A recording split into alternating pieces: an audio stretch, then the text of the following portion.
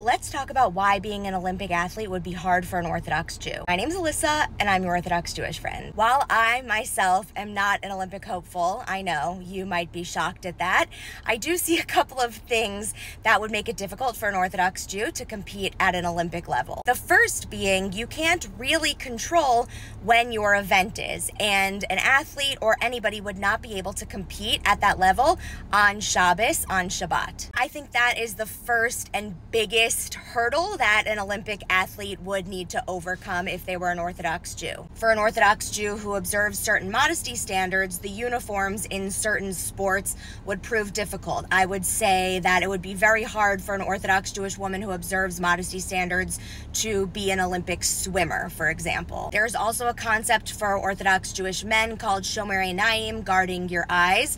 So depending on the level that you observe that, it might be hard, let's say, for an Orthodox Jewish man to be an Olympic swimmer because he would obviously see women in bathing suits. And by the way, that concept is on the man. It's not on the woman to hide herself from a man. It's on the man to guard his own eyes and not put himself in certain situations that might not be good for him. As far as kosher food, I'm sure it could be accessible. At the very, very least, you could bring your food with you. I don't know if she is the only Orthodox Jew competing at the Olympic professional level, but Bidi Deutsch, who is otherwise known as Marathon Mother, is a professional runner, and she was an Olympic hopeful for this year. Unfortunately, she didn't make it to the Olympics, but she dresses completely modestly. She covers her hair, she runs in skirts, she observes Shabbos, and she still is able to compete in running at that professional level. There are times when she has not been able to compete in certain running competitions and races because of Shabbos. But I'm so inspired by her and others who stick to their beliefs and continue to observe Shabbos, even though on the outside it might seem it's preventing them